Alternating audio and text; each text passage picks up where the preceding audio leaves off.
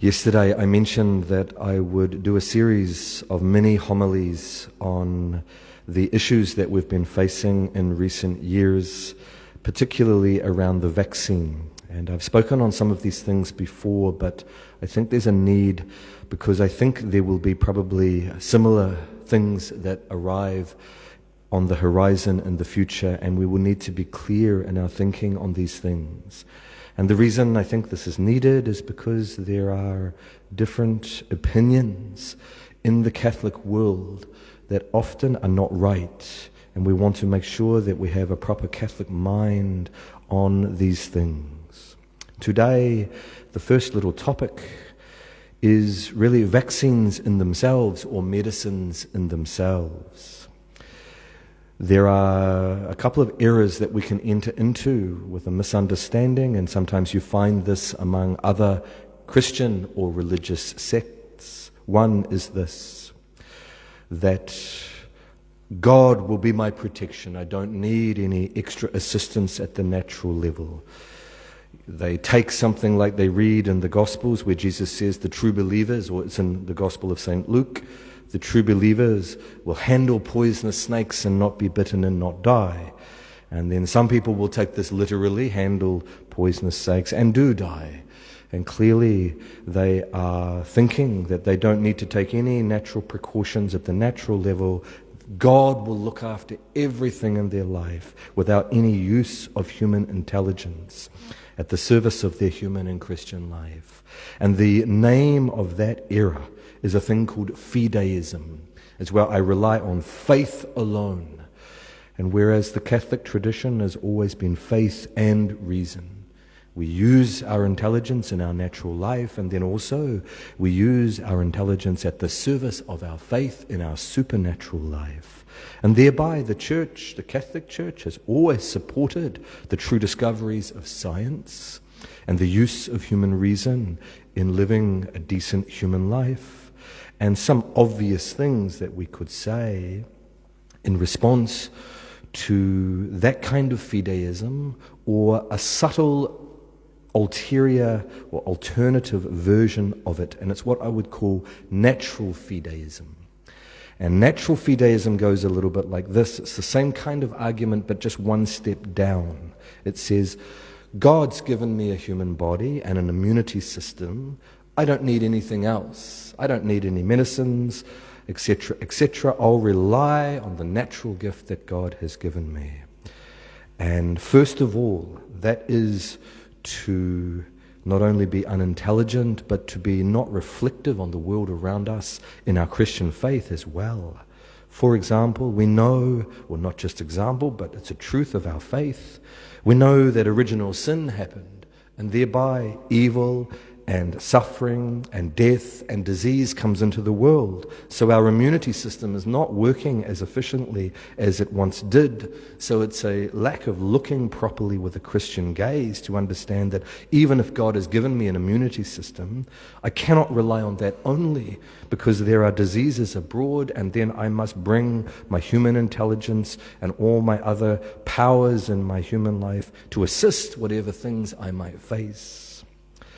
Further, if we were to take that attitude and apply it across the board, we would not use our intelligence in any way at the service of our human life. So we wouldn't develop our buildings or any other technologies.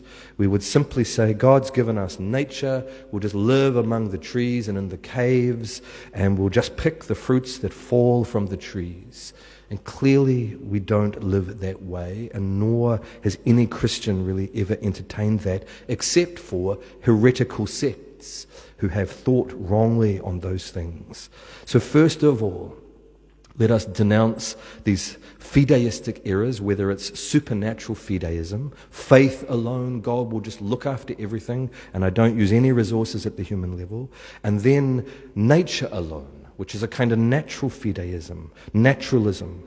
I won't develop anything to assist my human life.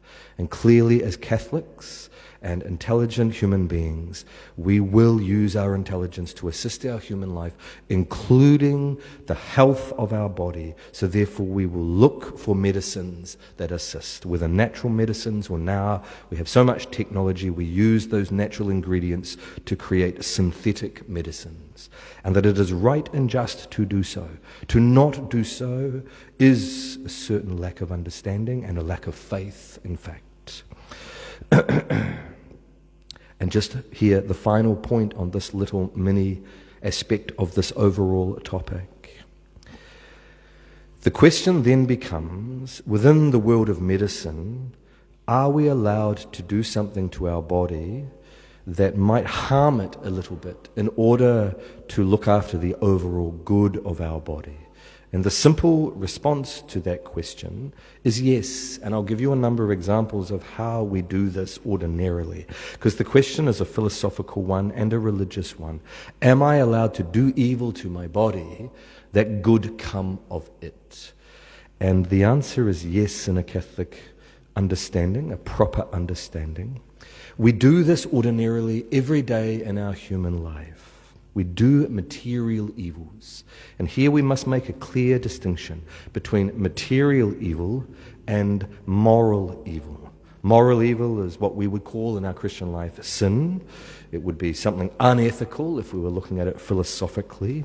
But material evil is something where there is just something lacking in the material reality that we're facing. And that is what evil means in the philosophical and theological sense. Evil is simply the lack of a good that should be there in a being or in a reality. The lack of a due good, we often say. So when we have a horse that's born and it only has 3 legs, a kind of mutant horse, we would say that it has an evil in its body. It's lacking that 4th leg. It's a material evil. And strictly speaking, we don't speak this way today for obvious reasons, because we're very sensitive on these things. When a human being is born with a genetic disorder, or maybe an extra chromosome, we, at a philosophical level, could say there's an evil in the body. There's something missing that thereby hinders the body to operate properly. But we don't use that language, obviously, because some people can misread it and think that we're saying somehow the human being is evil. No. And we love, obviously, those who have different difficulties at those levels. The reason I say that is because we do evils, material evils, every day legitimately in our human life. When we cut down a tree for firewood, we are doing a material evil against the life of the tree. God has made this tree ultimately, and it develops through many thousands of years.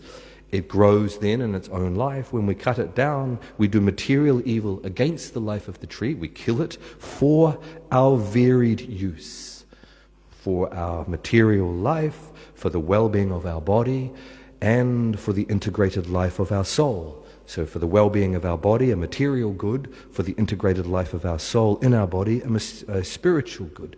We're allowed to do a material evil for the sake of another good, the life of our body, warmth, and for the integrated life of our soul, spiritual good, so that we stay alive and live our human life. When we take a plant and we cut a fruit from a plant for food, we are doing a material evil. We're affecting the integrated life of the plant, and thereby for our life at those different levels that I've explained. When we kill an animal for food or for skin or for some other use, for all the varied use that we have in our human existence, we are committing a material evil against the life of the animal, something that is perfectly legitimate. Killing a tree, killing a plant, killing an animal. All these things are not sinful and have been ordained this way by God for the life of our body and for the integrated life of our soul.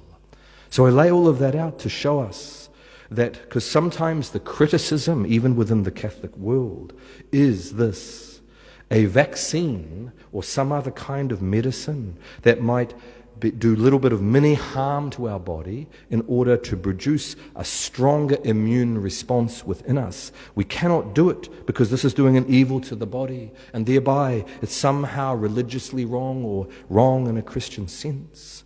And they're misunderstanding, and they're not reflecting properly on a human life. They're not understanding even a bigger Christian perspective, which I will come to in a moment.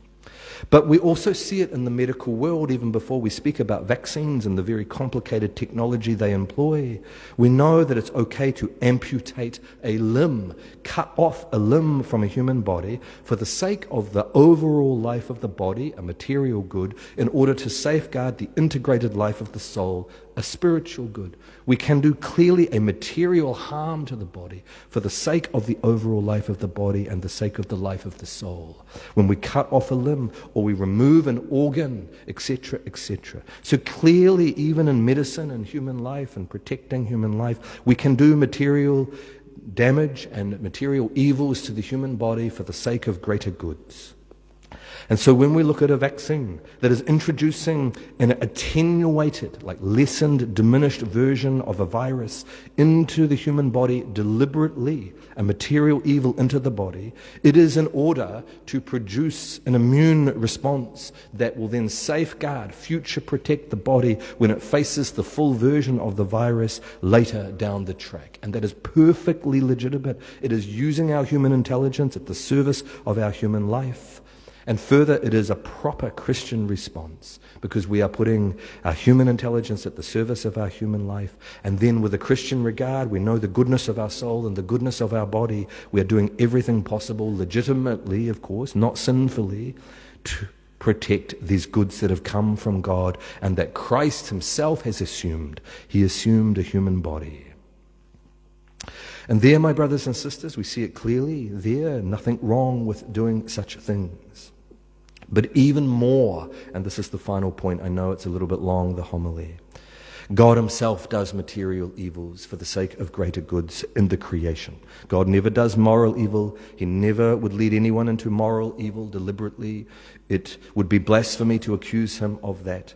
But God does indeed do material evils for the sake of greater goods for us, to bring us to a deeper place of conversion, deeper participation in his life. When God in the Old Testament brings about the destruction of Sodom and Gomorrah, or threatens the destruction of the Ninevites, or causes an earthquake, etc., etc., or he might give suffering to a person in their body so that they come to conversion and they are not lost, God is there not only tolerating and allowing a material evil, he can actually do it. And the most obvious example of that, if you're having any worries about that, is the stigmata that is given to the mystics. Padre Pio, for example, receiving the stigmata. It is not from the devil, and the church checks that to make sure it's not of demonic influence. It's not of natural causes. The church checks that to make sure it's not a natural phenomenon. It's not of human cause, meaning human agency, human will. The church checks that to make sure that he's not self-harming. It is a supernatural phenomena where God gives material evil into the body to cause suffering, so that in that suffering, this beautiful priest or any other Christian is configured to the mystery of what Jesus lived on the cross, to bring about a greater spiritual good for the church, a fruitfulness in divine grace. And there God can indeed do material evil in the world, not moral evil. He can arrange things materially so that there might be difficulty, that we come through to a deeper place. And we pray this in the Our Father. Lead us not into temptation. Meaning God can put us in a place of temptation. He's never doing the temptation, but he can lead us into the desert, just like the Spirit drove Jesus into the desert to face temptation. God can lead us into a desert place to face temptation so as to strengthen us, to produce a greater spiritual good in us. We do this, in fact, a little bit in our normal education of our children. A father especially does this when he wants to push his child a bit, to get them to grow. He might put them into a difficult situation, and it's managed carefully to make sure that the child is not tested beyond their limits so that they can be extended and grow. A child might even choose to go on Outward Bound, which is an adventure course run in the South Island, to extend themselves in difficulty.